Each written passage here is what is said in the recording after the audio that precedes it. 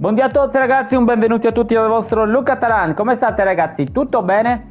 Oggi andremo ad analizzare una questione molto importante di questo gioco ragazzi, una questione che veramente vi può svoltare le partite e che vi dico già a me mi ha aiutato tantissimo nella mia scalata in Division 1, perché è una di quelle situazioni meta che veramente ti può cambiare la partita in corso d'opera. Adesso andremo a vedere subito nel dettaglio di che cosa stiamo parlando. Prima di andare avanti vi ricordo sempre dell'affiliazione di Amazon e di Gamivo, sono due piattaforme dalla quale possiamo acquistare tutto ciò che vogliamo a dei prezzi veramente ribassati. Amazon la conosciamo tutti, mentre Gamivo è una piattaforma dalla quale possiamo acquistare prodotti videoludici a dei prezzi veramente ribassati. Avete notato che a inizio video avete anche diritto a un codice sconto, quindi qualora voleste passare dal link e inserire il codice sconto per i vostri acquisti, è un modo comunque per supportare il canale ragazzi, e io ne sarei veramente lieto. Sono sempre aperti anche gli abbonamenti al canale, quindi se chi volesse supportare in maniera ancora più efficiente il canale può farlo insomma in questa maniera, e io ne sarei veramente grato. E oltre che ringraziarvi, chiaramente sblocchereste anche dei contenuti in esclusiva dedicati per i soli abbonati. Oggi ragazzi andremo ad analizzare, e vi porto già nel nostro menu di riferimento, il discorso doppio stile di gioco. Cioè, durante le partite ragazzi avete notato che le squadre, ma anche nel calcio reale chiaramente, tendono a cambiare faccia, nel senso che magari per certi momenti della partita giocano in una maniera, per altri giocano in un'altra maniera e poi magari addirittura in una terza maniera ancora, un po' più raramente, però diciamo che almeno due modi diciamo di giocare, due facce, le squadre quasi tutte ce li hanno. È difficile trovare una squadra che inizia la partita in un modo e la finisce sempre allo stesso modo, perché magari ci sono i momenti in cui devi attaccare un po' di più, altri in cui devi difendere e via dicendo. Io ragazzi partirei da un 4-3-3 con contropiede veloce molto basico. Apro una piccola parentesi, il 4-3-3 è un modulo di quelli che ho preso perché è standard e va bene con un po' tutti gli stili di gioco, sia con passaggio lungo, sia con possesso palla, sia con contrattacco e tutti gli altri insomma che non ho elencato ma che esistono su questo gioco. Altra cosa importantissima ragazzi è che per attivare il doppio stile gioco dobbiamo avere praticamente un allenatore con queste caratteristiche, cioè che abbia in verde, quindi con dei valori almeno sopra gli 85-87, due praticamente stili, quindi ad esempio Stojkovic ha contropiede e vie laterali. Interessantissimo anche l'ultimo Gasperini uscito da poco, perché ha contropiede e contrattacco, quindi due stili molto gettonati, ma ce ne sono anche altri ragazzi che comunque hanno contropiede, possesso palla, contrattacco e possesso palla, insomma scegliete voi magari ecco quello che in base agli stili che voi utilizzate di più, cioè inutile prendermi un possesso palla se tanto non lo uso mai, quindi potrebbe essere interessante ma per provare, però ragazzi magari se ancora non ce l'avete, ne dovete prendere solo uno e non avete magari voglia di prenderne un altro, chiaramente scegliete quegli stili che più vi piacciono e più vi ispirano. Come scegliere gli stili? Ragazzi ve l'ho detto in tanti altri video, provate in campo, in allenamento, in partita amichevole e provate insomma tutti i vari stili delle squadre. Quello che vi piace di più, che secondo voi fa girare meglio il vostro team, in base anche alle istruzioni che date, ai giocatori che scegliete, chiaramente quello sarà il vostro stile gioco squadra di riferimento e quindi in base a quello poi sceglierete l'allenatore.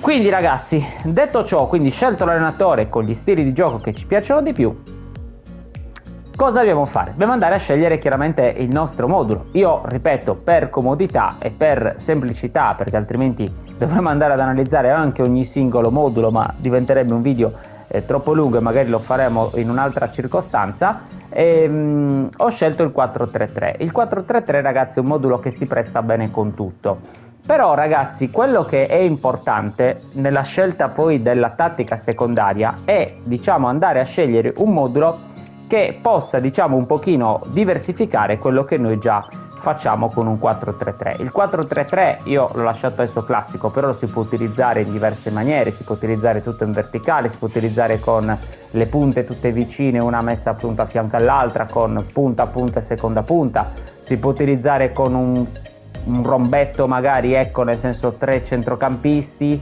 e una seconda punta e 2 attaccanti. Ci sono tantissime varianti, ragazzi, del 4-3-3. Però, ragazzi, la cosa fondamentale qual è? Quella di attivare a un certo punto in corso d'opera, e questo è il vero segreto, diciamo, del video, attivare in corso d'opera la tattica secondaria, andando a modificare comunque quello che è il nostro schema di gioco. Nel senso, io la tattica secondaria delle volte la utilizzo, diciamo, con diverse sfaccettature. La tattica secondaria è comoda e utile perché, per chi ha la possibilità chiaramente di inserirla, che ha quell'allenatore lì, è comoda e utile perché comunque la possiamo svoltare le partite sia attaccando di più che anche difendendoci di più. Cioè, ci sono persone che chiaramente utilizzano la tattica secondaria per difendersi, che apro un'altra parentesi, si attiva, nel mio caso che muovo con le freccette, muovendo la levetta di sinistra del joystick verso il basso e si toglie rimuovendola verso l'alto, quindi tenendola per qualche secondo verso il basso si inserisce, tenendola sollevata per qualche altro secondo si disinserisce.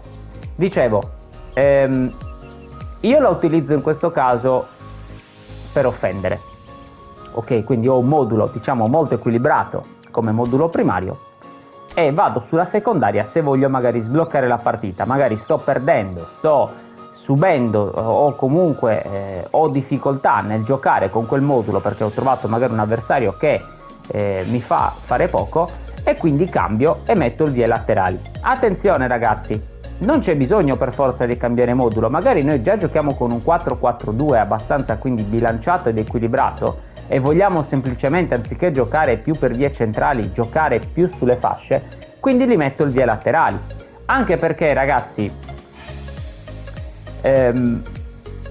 chiaramente la squadra inizierà improvvisamente a muoversi in maniera diversa, la difesa sarà messa in maniera un pochino diversa in campo perché ogni stile di gioco, no, ha le proprie sfaccettature poi in campo.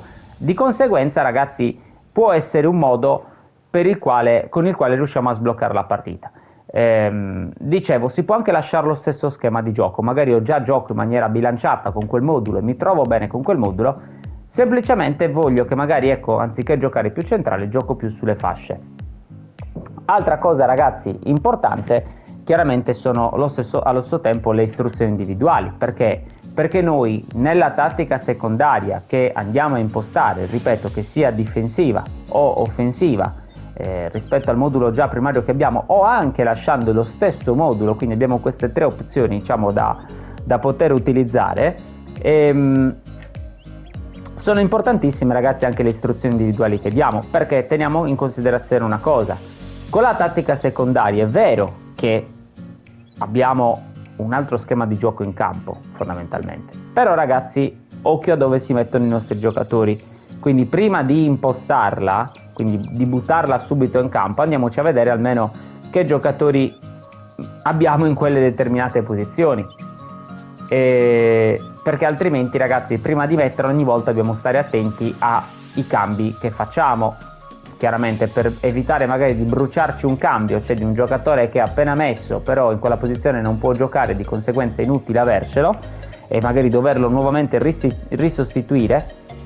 Stiamo attenti, ragazzi, a che cambi facciamo prima o eventualmente durante il corso della partita, perché chiaramente devono andare bene questi giocatori sia con un modulo che con l'altro. Cioè, nel mio caso sono perfetti perché De Paul mi torna a fare il centrocampista, Douglas Costa mi fa di nuovo l'esterno destro, Neymar mi fa di nuovo l'esterno sinistro e va benissimo. In questo caso mi diventano un CLS che quel De Paul può fare tutto, lui è magico e può fare tutto, ma Douglas Costa comunque mi diventa CLD e può farlo, seconda punta Neymar può farlo, Mbappé è l'unico, diciamo, che rimane poi in posizione di punta. Vieira e Pirlo fanno entrambi mediano e CC, quindi no problem. Però, ragazzi, ecco, consideriamo appunto anche questo consiglio.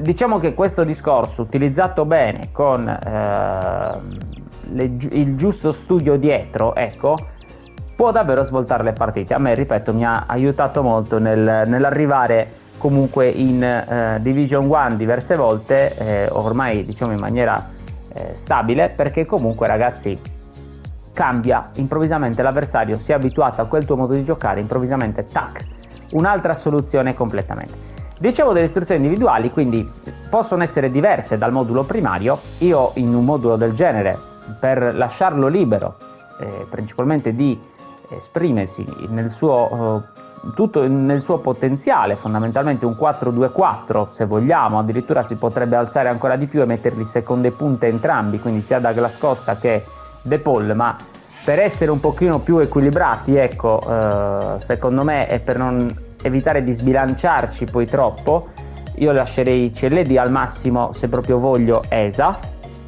ed Eda.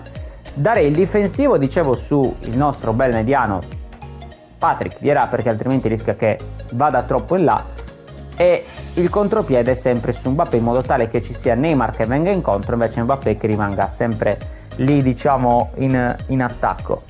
Importantissimo ragazzi, in base a che stile di gioco squadra decidiamo di utilizzare come secondaria, è importantissimo appunto scegliere anche gli stili di gioco dei nostri giocatori. Ripeto, io l'ho fatto in maniera offensiva, però si potrebbe fare anche in maniera difensiva, cioè anziché un 4-2-4 che ho messo io in questa maniera, si poteva fare anche una difesa a 5 o addirittura compattarci ancora di più, quindi fare ad esempio 3 mediani, se proprio vogliamo fare diciamo i tossici, i cosiddetti tossici, fare 3 mediani e magari un trequartista e una seconda punta, una punta, oppure addirittura scendere appunto, come ho già detto, una difesa a 5, o addirittura lasciare lo stesso modulo qualora già giocassi con, ecco appunto, un 4-3-3 come ho già, o un 4-4-2, e semplicemente cambiare il modo di giocare, quindi anziché giocare magari, ecco, centralmente come farei con un 4-3-3, che è comunque un modulo che si presta abbastanza bene a giocare sia sulle ali che centralmente,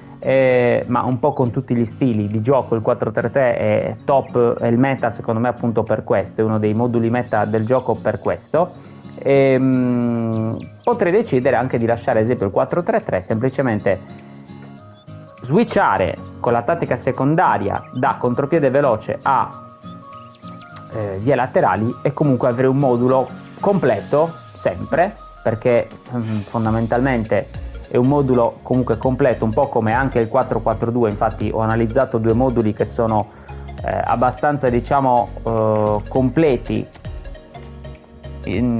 sotto tanti punti di vista, ecco, e attaccare quindi in maniera diversa il nostro avversario.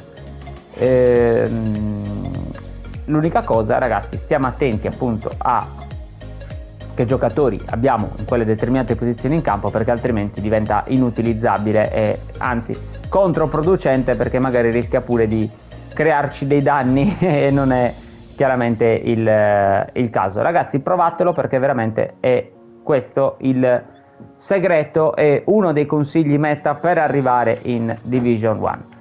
Io vi ringrazio ragazzi di essere stati con noi, fatemi sapere nei commenti che ne pensate. Un saluto a tutti dal vostro Luca Talà.